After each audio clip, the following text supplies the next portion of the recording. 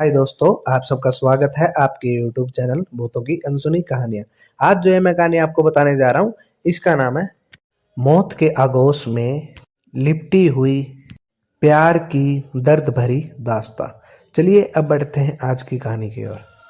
मित्रों, मेरा नाम रहमान है और मैं उत्तर प्रदेश का रहने वाला हूँ। आज मैं आपको मेरे मित्र के साथ सच्ची घटना घटित पेश करने जा रहा हूँ। चलिए, मेरे मित्र का नाम वसीम है और हम बचपन से ही बहुत अच्छे दोस्त हैं और हमारी सारी बातें एक दूसरे को शेयर करते हैं। जब हम कॉलेज में आए थे तब उसकी सगाई हो गई थी। वो उसकी मंगेतर से, जिसका नाम रेशमा था, उससे बहुत ज़्यादा प्यार करता था और वो दोनों रात भर मोबाइलों पर बात करते थे। एक दिन की बात है, उसने मुझे बताया कि जब वह अपनी मंगेतर से रात में बात कर रहा था, वसीम ने उसकी मंगेतर को मिलने के लिए बोला। उसकी मंगेतर बदलते हुए आवाज़ में बोली, तू ज़्यादा मत बोल, नहीं तो तेरे को वही दफन कर दूंगी। वसीम एक बार यह सोचकर चौंक गया। फिर उसने सोचा कि शायद वह मजाक कर रही थी। फिर वसीम भी मजाक में बोला, तू क्या कर लेगी, मैं देखता हूँ। तो फिर वो बोली, आ जरा देख तेरे साथ क्या होता है। यह कहकर उसने मोबाइल रख दिया। अगली सुबह जब वसीम मुझसे मिला तो उसने आप बीते मुझे सब बताई। उसने मुझे रात वाली फ़ोन की सारी बात बताई और जो उस रात को उसके साथ हुआ वो सब कुछ मुझे बताने लगा। उसने बताया कि रात के 2-3 बजे के बाद अचानक उसकी नींद खुली और उसके सामने लंबी सफ़ेद दाढ़ी वाला एक आदमी बैठा था। वो बोलने लगा, ले देख, मैं अब आ गया, अब देख तेरे साथ क्या होता है। उसने वसीम को पकड़ लिया और उसके गले को दबाने लगा। ऊपर मेरी सांस रुक गई और वसीम ने उसी वक्त अल्लाह का नाम लेना शुरू कर दिया और नमाज पढ़ने लगा और वो उसके सामने से गायब हो गया। मुझे उसकी यह बात सुनकर अचंभा हुआ कि यह कैसे हो सकता है। उसके अगले दिन वसीम ने अपने मंगेतर के पास फ़ोन किया और बोला कि कल तुम रात क्या अनाप शनाप बोल रही थी। उसकी मंगेतर ने कहा कि ऐसा कैसे हो सकता है, कल तो मैंने फ़ोन ही नहीं किया। ये सुनकर वसीम के रोंगटे खड़े हो गए और उसने तुरंत ही फ़ोन काट दिया। और उसी वक्त वसीम ने मुझे फ़ोन किया और कहा कि उसकी मंगेतर की तबीयत ख़राब है और उससे मिलने जाना है।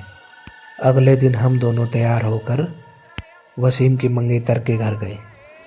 वहाँ हमने दरवाज़ा खटखटाया तो उसकी मंगेतर हमारे सामने खड़ी थी और बदले हुए आदमी की आवाज़ में बोली, तू फिर आ गया, अगर तूने अंदर कदम रखा तो तुम्हारा यही जनाजा निकाल दूंगा। वसीम बोला कि यह क्या बोल रही है तू।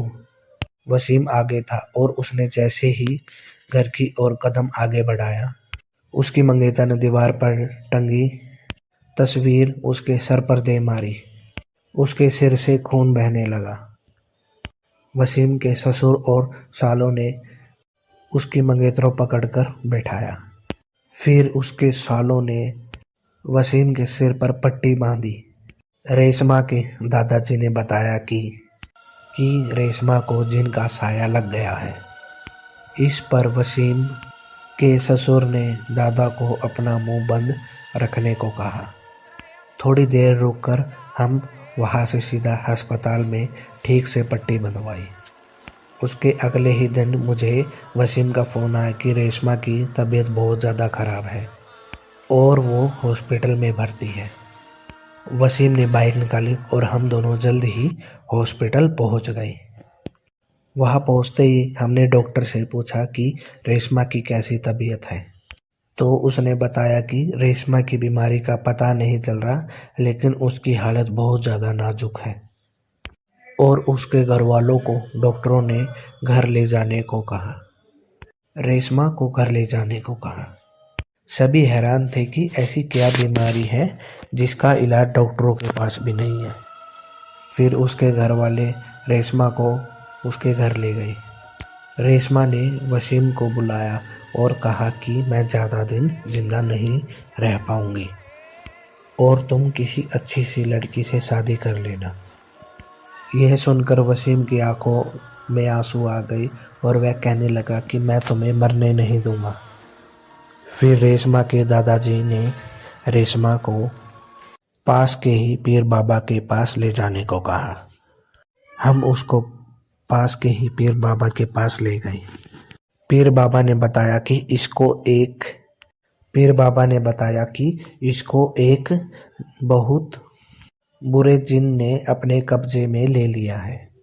वह इसके शरीर को कमज़ोर कर रहा है, जिसकी वजह से यह बहुत कमज़ोर हो रही है।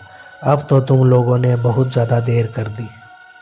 फिर पीर बाबा ने बताया कि इसका इलाज यहाँ से 80 किलोमीटर दूरी पर किया जा सकता है और पीर बाबा ने बताया कि इसके साथ वही इंसान जाएगा जिसे वह बहुत ज़्यादा चाहती है। वसीम ने कहा कि मैं चला जाऊंगा, मुझे बाइक भी चलानी आती है। रात के 3 बजे वसीम और रेशमा दोनों बाइक पर निकल पड़े और आधे घंटे बाद फ़ोन आया कि वसीम और रेशमा दोनों कार एक्सीडेंट में मारे गए। यह सुनकर मेरा रो रो कर बुरा हाल हो गया। मेरा सबसे करीबी दोस्त अब इस दुनिया में नहीं रहा। और दोस्तों, मैं आपको यही सलाह दूंगा कि आपको ऐसी जगह पर नहीं जाना चाहिए जहाँ पर इन चीज़ों का कब्ज़ा हो, क्योंकि दोस्तों भगवान है तो भूत भी है। इसीलिए आज की कहानी का एंड और ऐसी ही कहानी को सुनने के लिए हमारे चैनल को सब्सक्राइब करें। धन्यवाद।